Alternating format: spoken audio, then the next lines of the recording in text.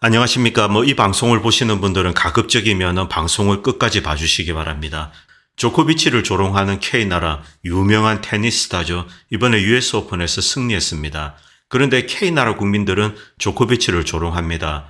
그리고 서구에 쉽게 속는 K방송국, 대한민국 방송국은 서구에 쉽게 속습니다. 이 K나라는 정말로 불구덩이 조심해야 됩니다. 앵글로 아메리칸의 선전전에 쉽게 속다가는 자발적으로 스스로 불구덩이에 뛰어들 수 있습니다.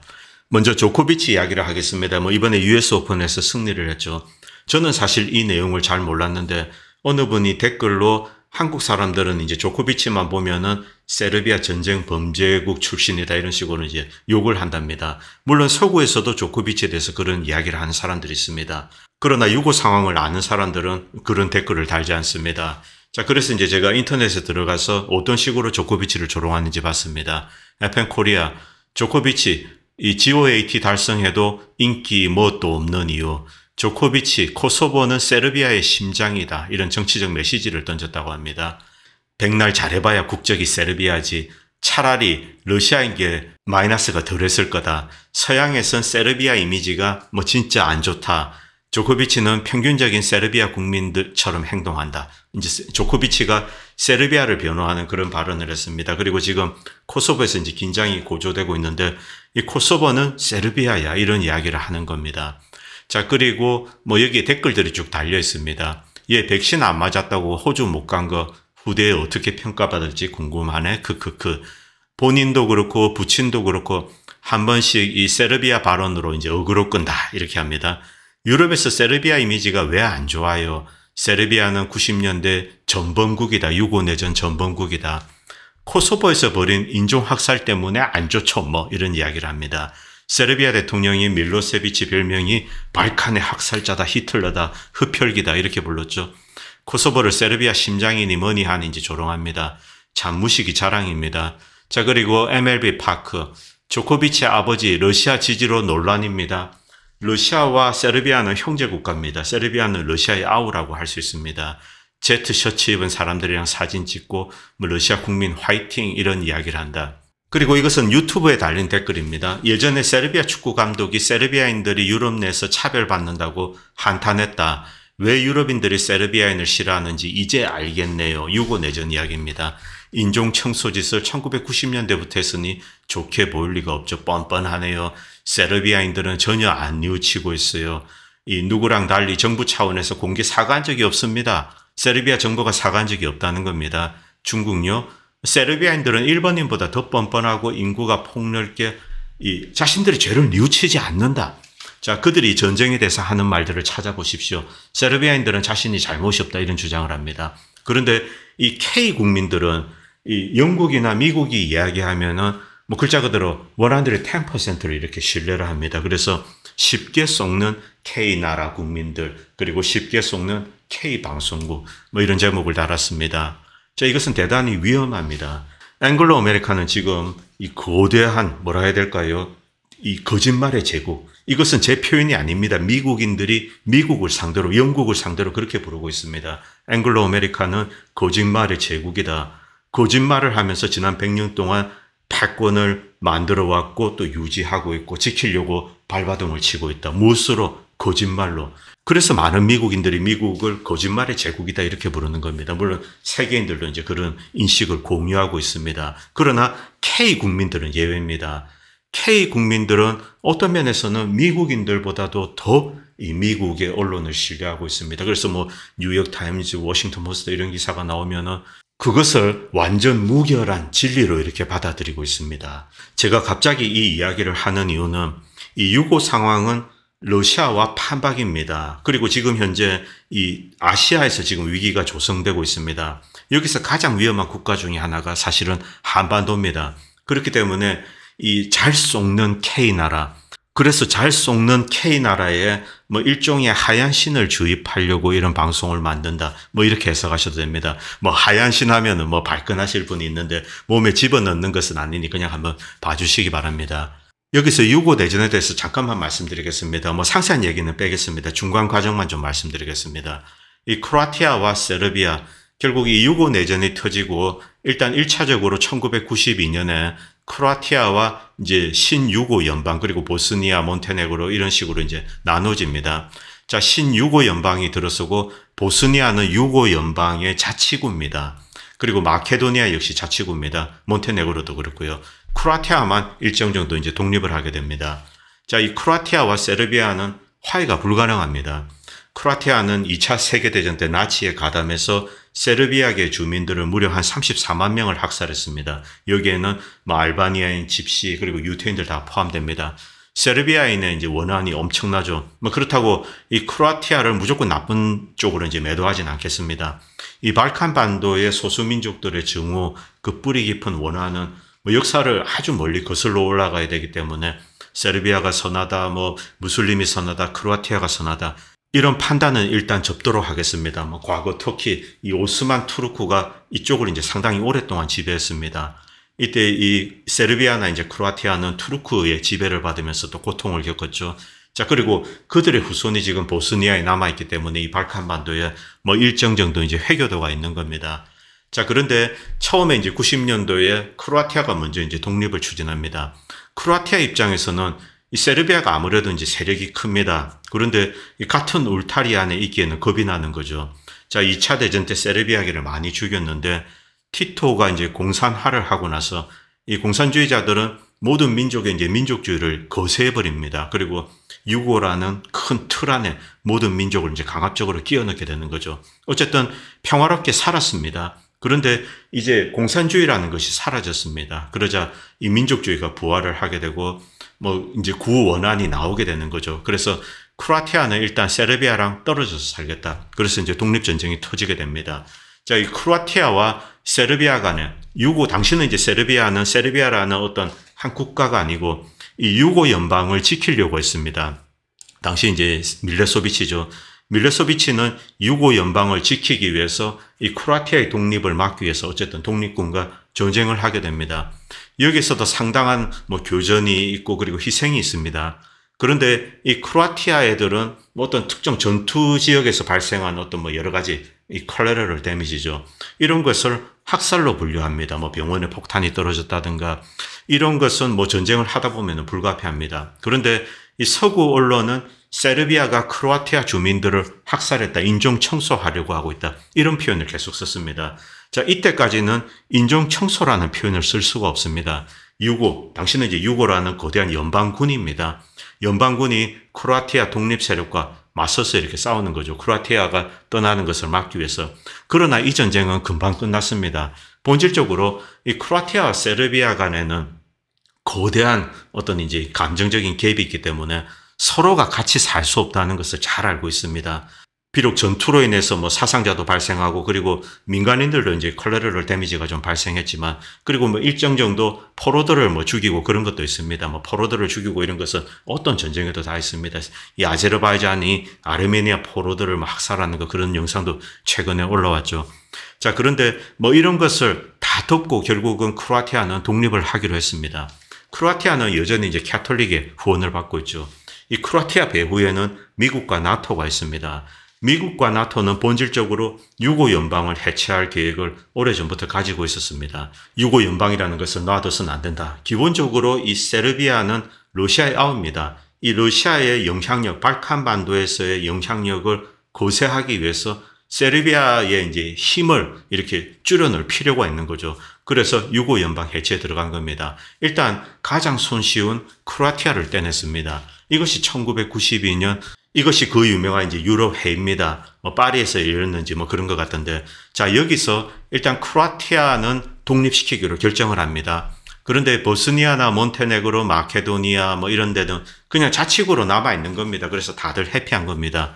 자, 당시 이 유고 연방, 당시 이제 밀레소비치는 이 세르비아 민족주의에 대해서 경고를 했습니다. 민족주의 국가가 되어서는 안 된다. 우리는 유고 연방으로 남아야 된다. 그래서 크로아티아는 비록 떨어져 나갔지만 신유고 연방으로 이렇게 만들고 그리고 보스니아는 자치구로 만들고 마케도니아 뭐 어느 정도 다들 해피한 상태에서 1992년에 마무리를 하게 됩니다. 그리고 크로아티아와 이 유고 연방 간의 어떤 전투로 인해서 발생했던 희생자들, 이것은 그냥 전쟁으로 인해서 발생한 희생자들, 그리고 민간인의 피해도 있었지만 이런 것은 그냥 거기서 마무리하기로 했습니다. 이때까지가 1992년입니다. 자, 여기까지만 봤을 때는 모든 일이 다 잘 풀린 것 같습니다. 이제 신유고 연방이 있고, 그리고 이 보스니아나 마케도니아는 별다른 불만이 없었습니다. 이 보스니아 같은 경우는 회교도가 있는데, 회교도는 사실 이 오스만 투르크가 점령을 했던 시기에 이제 남아있던 사람들인데, 그런데 유고 연방에 소속되어서 이렇게 평화롭게 살고 있었습니다. 그리고 보스니아에는 한 17% 정도의 이 크로아티아인들이 있었습니다. 이들이 좀 문제죠. 그리고 이 회교도는 한 44%, 그리고 한 30몇 %의 세르비아계가 있었습니다. 자, 이 유고 내전의 가장 핵심은 역시 보스니아입니다. 도대체 보스니아에서 무슨 일이 벌어졌는가? 일단 유럽 회의를 통해서 이렇게 구도가 만들어지고 보스니아도 아주 해피했습니다. 좀 이렇게 무서웠지만은 어쨌든 이 자치구로 남고 자치권 자체를 얻는다는 것에 대해서 아주 만족했습니다. 자, 그런데 1992년에 슬슬 네오콘이 나서게 됩니다. 일단 네오콘들 나토, 미국은 크로아티아를 떼냈습니다. 그리고 이것은 어느 정도 희생이 있었지만은 모두가 다 받아들였습니다. 함께 살 수 없는 거죠. 자, 그런데 여기서 이제 네오콘이 등장하게 됩니다. 제가 이 인물을 소개하기 위해서 이 슬라이드를 가져왔습니다. 스트라우스, 제가 앞에서도 말씀드렸지만 트로츠키파입니다. 트로츠키파로서 공산주의자들입니다. 그리고 그들이 만든 게 바로 네오콘입니다. 72년부터 제자들을 길러서 이렇게 배출하기 시작했죠. 그 중에 핵심적인 인물 3명, 엘리엇 에이브럼스, 그리고 리차드 펄, 그리고 폴 울폴츠. 폴 울폴츠는 여러분들 다 잘 아실 겁니다. 울폴츠 독트린이죠. 민주당 상원의원 헨리 스쿱 잭슨의 직원입니다. 일단 젊은 시절에는 여기서 이제 70년대 일을 하게 됩니다. 자, 앞에서도 말씀드렸지만 이제 뉴욕에 있는 이 쿠니 쪽, 그쪽에 이제 트로츠키파, 그리고 네오콘 세력들, 그리고 스트라우시안들은 시카고에서 이렇게 나오게 됩니다. 자, 이 리차드 펄은 군산복합체에서도 일을 하고, 그리고 싱크탱크와 밀접하게 연관이 되어 있습니다. 제가 지난번도 말씀드렸지만 이들이 스트라우스 학파, 그러니까 네오콘들입니다. 네오콘들은 지들끼리 몰려서 지들끼리 결혼합니다. 그리고 자식을 놓으면은 자식들끼리 결혼합니다. 이 100여 명으로 구성된 초미랄 그룹을 형성하고 있는 거죠. 다 이놈들이 지금 여러분들 다 보시는 빅토리아 놀랜드 남편 로버트 케이건 다 이런 놈들입니다. 브래드리 케이건 다 이런 거죠. 자, 그리고 이 리차드 펄 이야기를 좀 드리겠습니다. 자, 이들은 그리고 스트라우스 학파, 시카고 대학에서 흘러나온 스트라우스 학파, 그리고 쿠니, 뉴욕 지식인들 모두 좌파입니다. 그런데 이 좌파들이 네오콘의 타이틀을 걸고 우익 대통령 로널드 레이건에 이렇게 봉사하게 됩니다. 충성을 바치죠. 그래서 제가 지난 방송에도 말씀드렸지만 진정한 좌파도 우파도 아니라는 점이 중요합니다. 자, 여기서 이제 리차드 펄 이야기를 잠깐 드리겠습니다. 이 리차드 펄이 보스니아 내전을 일으키는데 결정적인 역할을 하게 됩니다. 여기 보시면 네오콘들 이야기가 나오는데 관심 있으신 분들은 스탑을 하셔서 한번 보시기 바랍니다. 제가 지난 방송에 이용했던 슬라이드인데 오늘은 상관이 없어서 스킵하도록 하겠습니다. 리차드 펄입니다. 리차드 펄은 1992년에 미국의 이제 이 네오콘 싱크탱크 그리고 군산복합체 대변인으로서 보스니아 대통령을 만납니다. 보스니아 헤르체고비나 대통령은 전직 나치입니다. 2차 대전 때 나치에 가담해서 세르비아인들을 해치는데 일정 정도 이제 기여를 한 겁니다. 그러나 유고 대통령 티토는 이런 구원을 싹 지워버렸습니다. 그리고 모두가 화합해서 유고라는 큰 틀에서 살자. 그래서 이제 몇십 년 지난 상태죠. 1992년 당시 이 보스니아 대통령은 아주 해피했습니다. 자치권도 없고, 그리고 세르비아의 밀로세비치가 그렇게 이제 심한 압력을 넣지 않았습니다. 이제 평화롭게 살 수 있겠다 이렇게 생각을 했죠. 그런데 일명 어둠의 왕자 리차드 펄이 나타납니다. 1992년에 이 대통령에게 접근을 해서 자치권에 만족하지 말고 독립을 선언하면은 미국이 전폭적인 지원을 하겠다 이렇게 약속을 합니다. 자, 그 이야기를 듣고 보스니아 대통령은 고민을 하다가 결국은 독립을 선언하게 됩니다. 이때 이제 보스니아 내전이 터지게 되는 거죠. 그리고 이 시기에 마케도니아도 이제 겁이 났는지 뭘 했는지 잽싸게 이제 독립을 합니다. 그러나 세르비아와 마케도니아는 좀 친하기 때문에 이쪽은 큰 문제가 되지 않습니다. 그러나 가장 큰 문제는 바로 보스니아입니다. 보스니아는 이 세르비아계와 그리고 크로아티아계가 충돌을 하는 곳입니다. 여기에 이제 무슬림이 있는 거죠. 자, 이 리차드 펄, 어둠의 왕자답게 결국 이제 보스니아 내전을 일으키는데 성공을 하게 됩니다. 자, 그리고 이 사람은 1994년에 나중에 이제 이 보스니아 헤르체고비나 대통령의 고문이 됩니다. 자, 그리고 펄은 파리에서 열린 이제 데이턴 어코드에 서명할 때 보스니아 대표단의 일원이기도 합니다. 미국의 무시무시한 네오콘이 이 보스니아 헤르체고비나 정부를 위해서 일을 하게 되는 거죠. 보스니아 내전을 유도하고, 그리고 미국은 이 보스니아에 전폭적인 지원을 합니다. 미국이 대놓고 보스니아에 바로 지원을 하지 않죠. 어디를 통해서? 바로 크로아티아를 통해서 하는 겁니다. 그리고 미국과 함께 옆에 나토가 있는 겁니다. 자, 이 크로아티아, 과거 이제 나치, 그리고 히틀러에 봉사하고, 그리고 캐톨릭입니다. 그리고 서유럽 나토 역시 캐톨릭이 다수죠. 자, 이 크로아티아를 밀게 되는 겁니다. 여기서 이런 생각을 할 수 있습니다. 자, 신유고 연방에서 보스니아를 독립시키게 되면은 이 세르비아가 쪼개집니다. 쪼개지고 엄청나게 약화가 됩니다. 그리고 보스니아 내에는 한 32% 정도 세르비아가 있습니다. 한 44% 무슬림, 그리고 17% 크로아티아가 있는 거죠. 그런데 이 크로아티아가 이들을 지원하게 됩니다. 무슬림과 크로아티아를 지원하게 되는 거죠. 이 경우는 뭐 거의 한 60 몇 % 됩니다. 그리고 세르비아계가 30% 되는 거죠. 결국 이들 두 세력 간의 충돌이 벌어지게 되는 겁니다. 자, 이것에 이제 리차드 펄이 불을 지르게 되는 거죠. 그리고 리차드 펄은 당시 이제 아프간 내전이 끝나고 탈레반이 점령을 한 상태입니다. 이제 점령을 했기 때문에 오사마 빈 라덴과 그의 이제 아랍 군단, 알카에다 전신이죠. 무자헤딘 용사들입니다. 이들을 대거 데리고 와서 이 보스니아의 무슬림 세력을 지원하게 됩니다. 뭐 당시 보스니아는 제대로 된 군대도 없었고 뭐 어차피 유고 연방 안에 들어 있습니다. 그리고 무슬림들은 뭐 총기를 제대로 다루는 사람도 많이 없습니다. 이때 이 알카에다 전신 무자헤딘 용사들이 미국의 후원을 받고 이렇게 속속 보스니아로 들어와서 회교 국가를 지켜주겠다 이렇게 하는 거죠. 그리고 어리석게도 기타 이제 회교 국가도 전사를 대거 보냅니다. 심지어 이란도 보냅니다. 이 보스니아는 회교 국가다. 그래서 이제 우리는 지켜야 된다. 뭐 이란, 터키, 파키스탄, 심지어 인도네시아에서도 전사들이 날라왔다고 합니다. 이들 외부에서 유입된 전사들, 이들이 이제 하나의 큰 세력을 만들게 되고, 그리고 내부에 있는 세르비아계, 그리고 17%의 크로아티아는 무슬림과 함께 이제 세르비아계와 맞서게 됩니다. 바로 이것이 이제 유고 내전의 구도입니다. 자, 리차드 펄 이야기를 다시 말씀드리겠습니다. 이 정교회에 반대하는 무슬림들, 자, 이 종교나 민족 간의 정오심, 인종 간의 정오심 이런 것을 이용해서 미국은 세계 곳곳에서 이런 형태의 이제 분쟁을 일으키는 겁니다. 아프리카, 중동 뭐 곳곳에서 이런 것을 만들어내게 되는 거죠.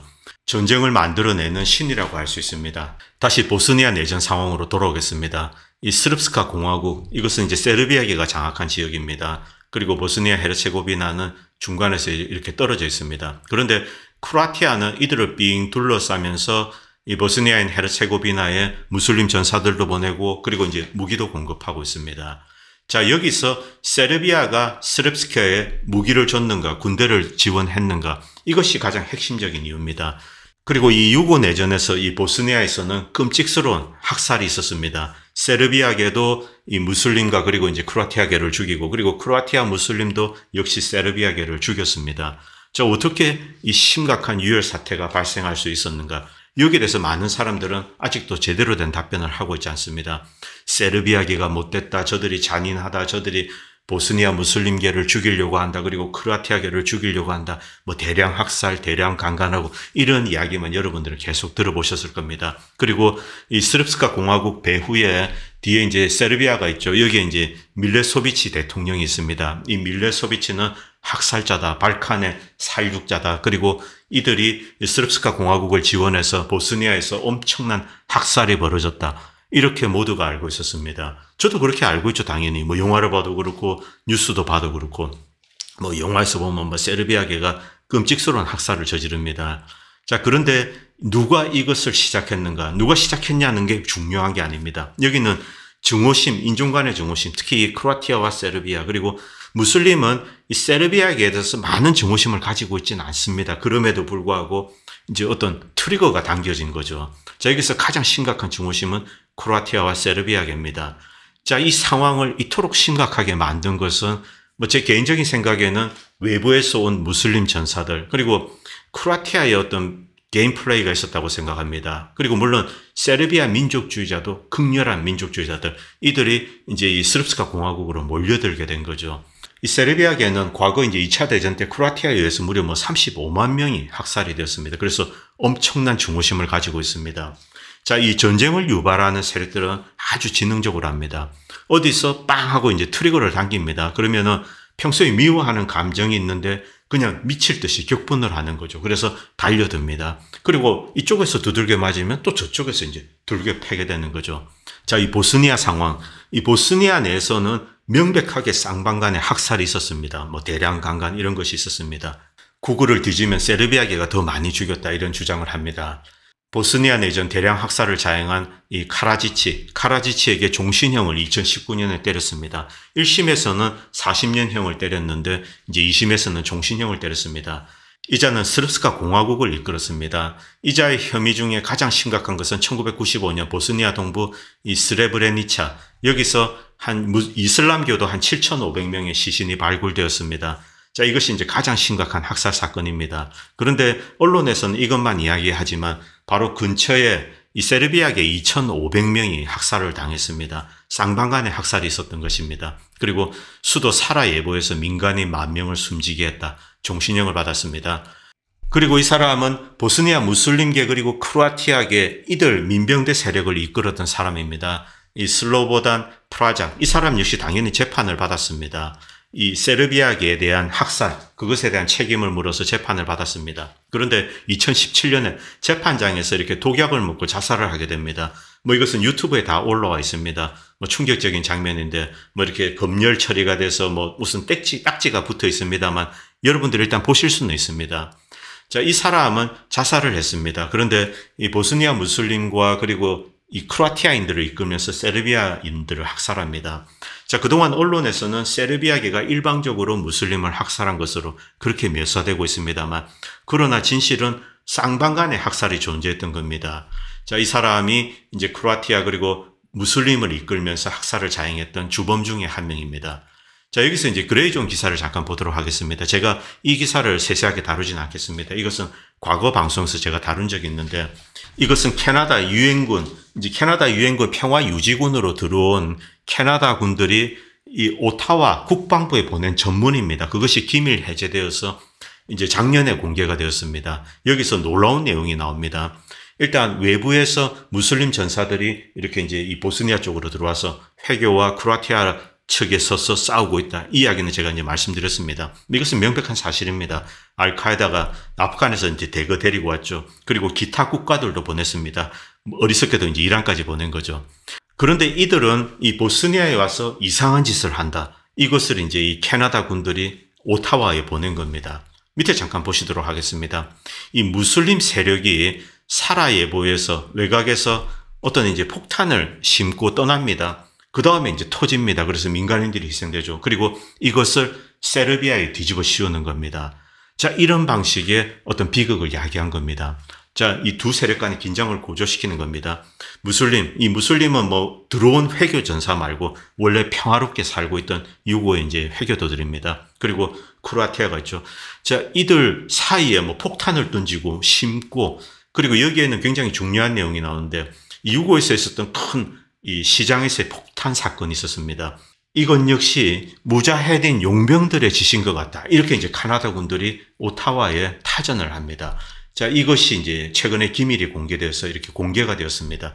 제가 이 기사는 자세히 다루도록 하지 않겠습니다. 관심 있으신 분들은 한번 보시기 바랍니다. 여기서 중요한 것은 이 미국을 통해서 이렇게 들어온 회교도 무슬림 전사들이 여기서 이상한 짓을 했다는 겁니다. 즉, 비극을 야기하고 세르비아에 뒤집어 씌우고, 그러니까 당연히 이제 무슬림이나 크로아티아 국민들, 일반 서민들은 화가 나겠죠. 그래서 이제 저쪽에다 총을 쏘고, 또 세르비아도 쏘고, 이런 식으로 비극을 이렇게 확대시키는 겁니다. 이것은 이 앵글로 아메리칸들이 자주 쓰는 수법입니다. 2014년부터 2022년까지 이제 돈바스 지역이나 이런 곳에서 여러 가지 이제 심각한 비극들이 있었습니다. 이 오데사에서 50몇 명을 태워 죽이고, 그리고 하리키프에서 네오나치들이 이렇게 학살을 하고, 그리고 마리우폴에서도 많은 사람들을 죽였습니다. 자, 이런 식으로 쌍방간의 어떤 증오심을 고조시키는 겁니다. 그리고 이 우크라이나 군들에게 이렇게 도네츠크 쪽에 계속 포격을 가하게 됩니다. 그래서 이 돈바스 지역에서 민간인 한 14,000명이 희생이 되죠. 전쟁 전에 이런 상황에 대해서 작년에 이제 마리우폴에 함락되었을 때 러시아군들이 네오나치를 잡습니다. 그 중에 포병 부대원들이 있습니다.